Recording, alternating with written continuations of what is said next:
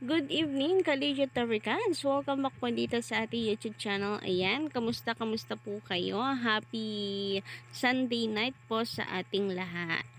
So, kamusta naman po ang buong maghapon nyo, Collegiate Taricans? Ayan, nakapagsimba po ba kayo kasama ang inyong buong pamilya? Siyempre, Sunday is a family day. Anyway, narito na naman nga po ako, Collegiate Taricans. Si Gandara ang inyo pong Collegiate African sa maghahatid sa inyo ng mga latest and legit na balita hinggil po sa TVJ, Itbulaga, and Dover Cards. Siyempre po, basta may kinalaman po sa TVJ, sagot na po natin ang mga balitang yan. Kaya naman, lagi lamang po kayong tumutok dito sa ating YouTube channel.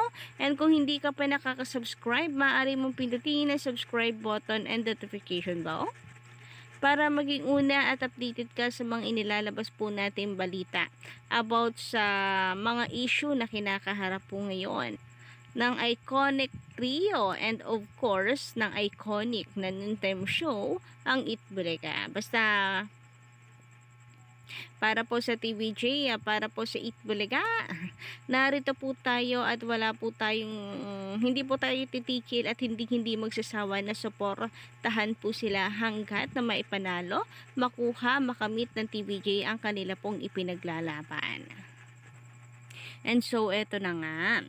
Ang mainit po natin nga pag-uusapan na atin pong talakayan ay patungkol po rito sa mga kamalasan na nangyayari dito sa taping na kung saan ay nandadamay pa po talaga sila, no? Marami po talaga ang nadadamay ang mga Collegiate Africans dahil sa sumpa ng trademark na Itbulaga, kagaya ng sinasabi ng mga TVJ defenders na Chris Ulo, Che Guevara.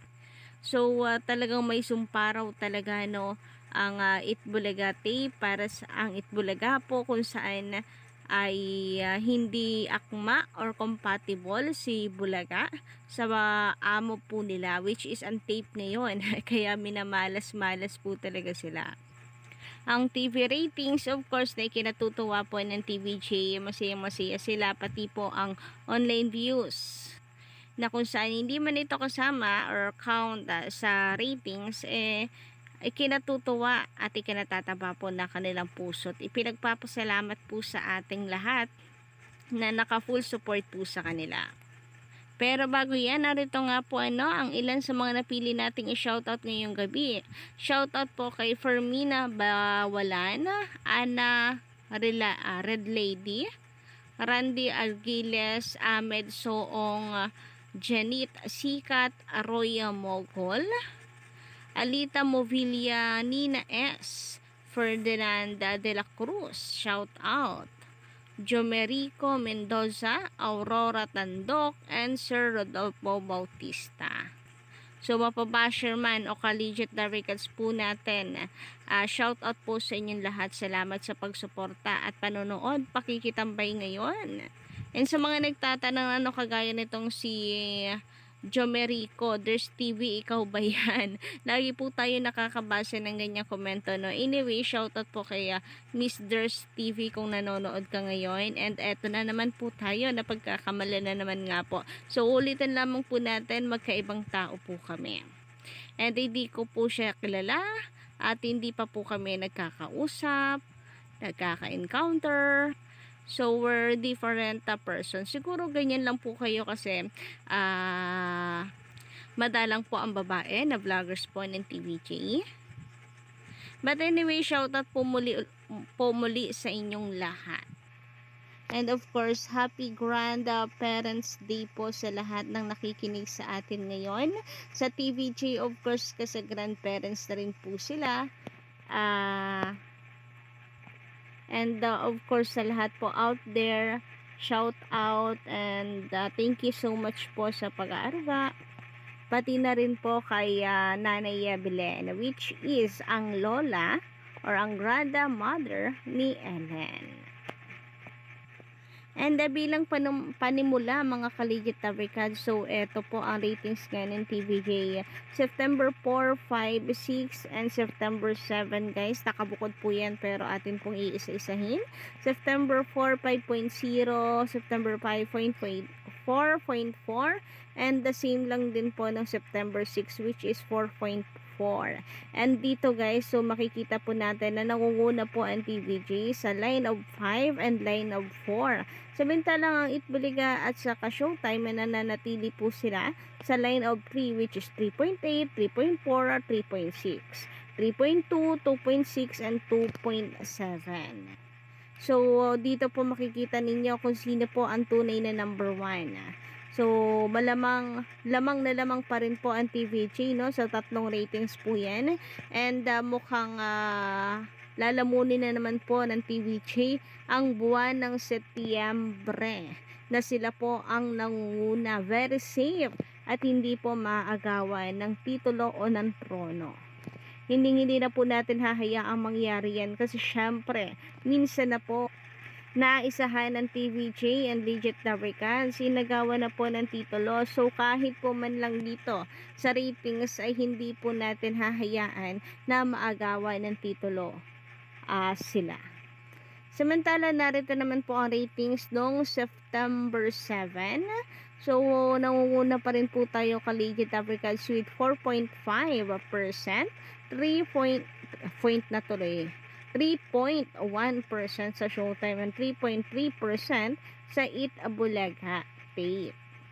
Lamang pa rin po tayo September 7, and sa mga naghahanap po ng September 8 wala pa pong naglalabas. Siguro kasi Sunday, karaniwan kapag Sunday wala po naglalabas ng TV ratings.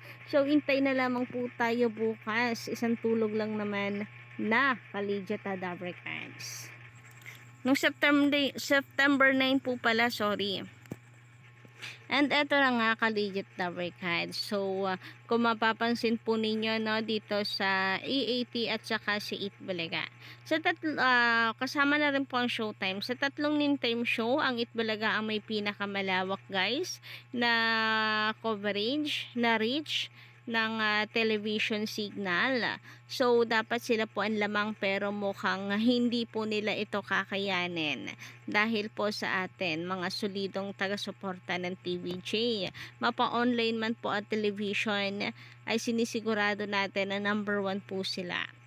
So malaking sampal po ito, no, sa kanila na knowing na sila po yung dapat na angat dito pero mukhang may chance pa na makulelat dahil hindi naman po nalalayo ang ratings nila sa Showtime. Isa pa rin pong matunog ang pangalan po ng Showtime ngayon dahil nga po sa issue. So kamusta na lang po kaya itong Itbulaga ng Tape Inc. lalo na kapag nakabalik po ang Showtime. Yun nga kung makakabalik pa kasi mukhang nasasagad na rin po ang pasensya ng ilang Legit Dabricans natin at ng mga netizens na kung saan ay talagang naghahamon at wala raw po talagang takot sa batas or sa MTRCB ang Showtime fan, lalo na family as in, lalong lalo na si Vice Ganda na puro daw po pagpaparinig. Kung tutuusin, sila po ay under ng MTRCB, so dapat sumunod na lamang siya kasi nasasakupan sila ng MTRCB.